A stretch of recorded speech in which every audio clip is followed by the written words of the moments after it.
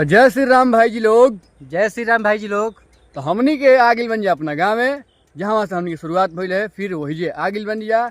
भले आदमी कहीं घूमो फिरो, डिब्रो, चंडीगढ़, लुधियाना कहीं जाओ, लेकिन आवे के बाद गाँव में। तो हमनी के आगिल बन जा भाई जी लोग। अभी जा रहल बन जा हमनी के कहवा, हरिओम बगेन जाते हैं, लिट्टी लगी फेर आती करनी। हाँ। अब उहे बात बढ़े गाँव में भाई जी करे के पड़ी फिर उहे कमावा। तो फिर वही काम में हमनी के लाग गिल बन जा। आ जा रहल बन जा बगेन लिट्टी चोखा के सामान लेके आई जा। और फिर रुआ सबके दिखाई जा कि रात में कैसे होता पिकनिक हमनी के, आ के खाता कैसे कैसे खाता। अब साथ में बनल रही जा, बाजार में मिलल जाई। चलिए आगे। तो हमनी के भाई जी लोग बड़ बाजार हो गई। बगेन बाजार में बहुत भीड़ रहा। हमनी के कैमरा ऑन ना कहीं जाए, ताकि बहुत ज़्यादा भीड़ रहा।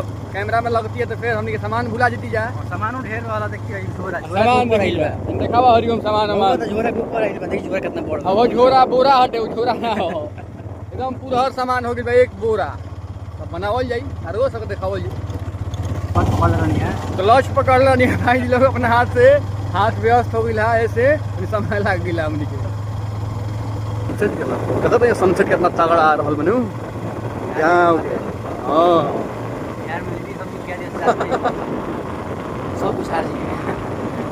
ये लिट्टी चोखा खा के आदमी खुश हो जी है भाई जी लोग। अब भुवनेश्वर और उड़ीसा घूम के हम आगे नहीं, कौनो करम के कौनो खाना हमारा ना मिलल है, कुछ ना। जौन आदमी घरे बना के खात रहा तौने में मजा रहा, और बाहरी सामान में कौनो में मजा ना रहा, बिल्कुल ना रहा। हमनी के आने ब्रह्मा के मंदिर भी सबके प्रणाम कर भाई जी लोग। बहुत दिन के बाद देखे के मौका मिलल बा हमनी के। देखी जा गेहूँ ओकरी हम रुआ सब दिखावत रही तो हरियर हरियर रहे। अब गेहूँ एकदम कटा उटा गईल, एने पूरा एकदम परती हो गई बा जमीन। आदमी कुल गांव में बाल बीन रहल बने।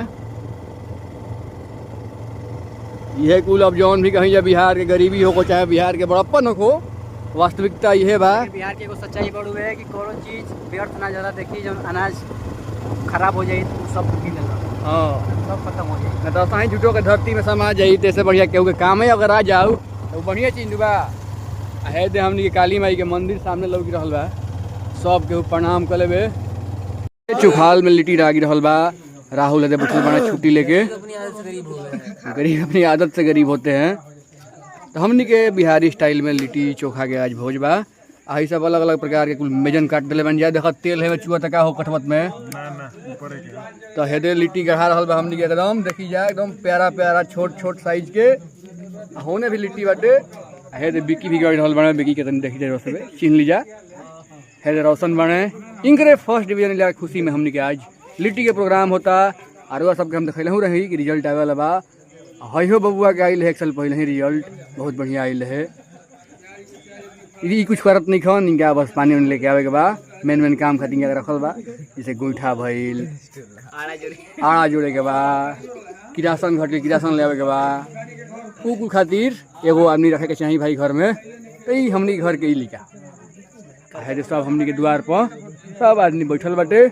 अलग अलग लिट्टी आड़ा बुझाई, फिर हम खाई जाई पिया जाई। है कौशल बने गढ़ रहल बने भोकाल बना छपरी लो चिन्हा जला लो। हमनी के जय श्री राम वाला ही जा का मनी बुझा गया मनी, हमनी के जय श्री राम वाला ही जा। जय श्री राम भाई जी लोग। हाँ कहते बताओ पवेलियन के कहते कि चाटी रहला वही में खिलाओ सला सब। हाँ थाना हुआ गिला सुन लिया सनु कहाँ हो कोपवा भाई लोग। और जे भी कोपवा से देखत होई हाई लिया के चीन लेवे के बाद और सब 55 लाख रुपया खर्चा करके स्टेडियम बने नहीं जा। आ एक सेकंड में बोल दिलस कि ना टेंट रहे चाटी रहे। हाँ एक क्षण का लाज न लागल है गुथर कहे में। ना ये लई हरे ना संजय बाबू काहे पीछे रहो कि 5 लोग हमको हमें हर कितने न गए हम का गई ब्यास हो गया सिलेंडर बोल दे वो तो किसी है का कहता है तक तोहरे ऊपर ना को बेटा कहता है ब्यास ना बोलो जो हर कितने निकल जाओ तो बच्चों तो गुजर धूर झारतर का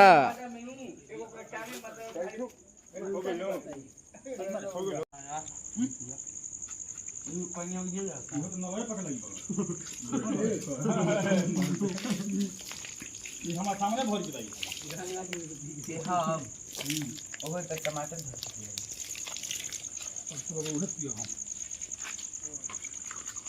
ठीक बा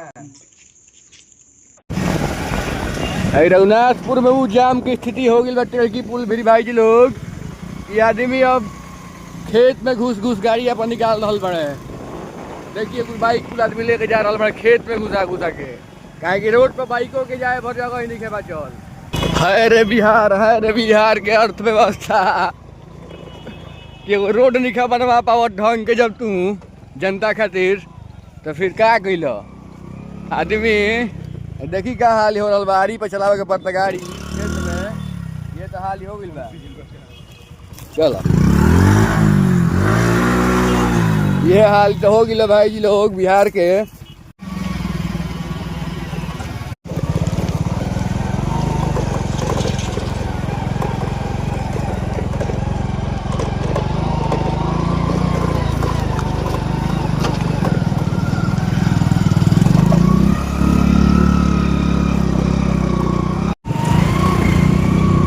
तो हे दे गाड़ी खड़ा भी यार, राहुल लेके खड़ा बड़ा गाड़ी के सामानी जाम लागल रहे भैया। खेत मुँह है गाड़ी घुसा घुसा रे बउआ।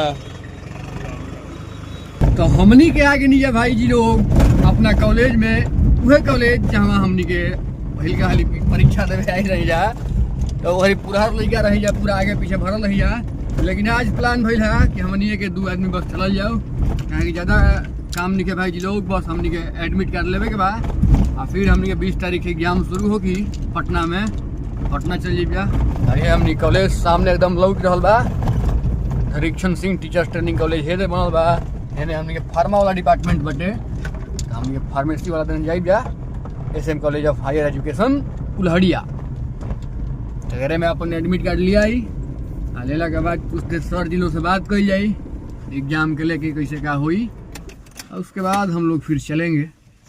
ये कुल हमनी के भाई जी लोग कॉलेज के अंदर के नज़ारा बा। ये हमनी के डिपार्टमेंट है फार्मेसी वाला। करे अंदर हमनी के एग्जाम देत रही यार, वह सबके याद हो कि हवे बेंच पे बैठल रही जा। कितना गंदा भइल बा, आवाज़ तो एकदम इको में आवत है दादा।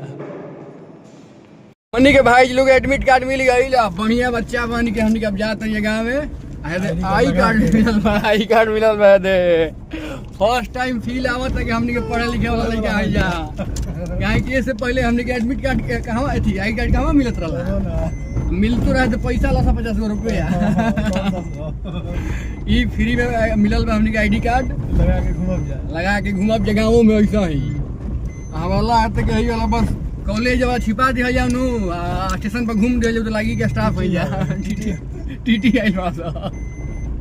तो हमनी के अब जा रहल बन जा, हमनी के काम हो गइल, अब सीधे गांव खातिर रवाना हो जा।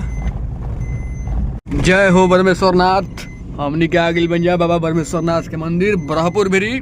सबके भाई लोग प्रणाम करबे। अब बस अब पहुँच रहा बनी जा। हिजवा से हमनी के गाँव मुश्किल से 15 किलोमीटर दूर है ना, 15 किलोमीटर दूरी पर हमनी के गाँव बटे। बस अब पहुँचते बनी जा, फिर वह सबसे मिलल जाई घरे पहुँच के। तो भाई जी लोग हम आगे नहीं अपना घरे ओझा बराऊँ आरा में आज 2 काम रहा हमनी के गिनती से, दोनों काम सफलतापूर्वक हमनी के कॉल बन जा। जैसे में एगो काम रहा फर्स्ट की बैटरी रिप्लेसमेंट खातिर डाले कर रहा है, जन जॉय कंपनी के ई स्कूटी आवत तारी से भाई जी लोग चले में तो ठीक बा, लेकिन अगर सर्विसिंग इतना खतरनाक इतना गंदा बा कि रुआ के दौड़ा के ही खत्म कर दिया। सब मन करी कि बेच दी क्या गाड़ी कि छोड़िए दी क्या बाड़ा में डाल दी। है स्कूटी हमारे कहिए से बेचारी बैठल बिया, कहती है कि हमारा के चलावो संवर दे, अगर बैटरी खराब हो गई बा। एक बार बनी के आइल है, तो सबको देखल रही हम ब्लॉग में, वो बनी के आइल फिर भी बैटरी के कोनो सोल्यूशन ना भइल। तो अब के हाली बैटरी हम कहनी है हिल लो रिप्लेस कर लो, और बादे हम नया बैटरी लेके जाए, न तो बैटरी के में आगे लगा दें। आ फिर ओकरा बाद कॉलेज गई नहीं है जा, कॉलेज से एडमिट कार्ड ID कार्ड अपन लेके आगे नहीं जा। अब एग्जाम खातिर 20 तारीख के रवाना हो जाए के बाद पटना खातिर। तो ठीक है भाई जी लोग, कैसा लगा था ब्लॉग बताओ, तो नहीं जरूर सब बताई जा। और फिर वो सबसे क्या मेरी नया ब्लॉग में नई उम्मीद नई शुरुआत के साथ। फिलहाल के लिए जय श्री राम। जिया जिया हो बिहार के लाल।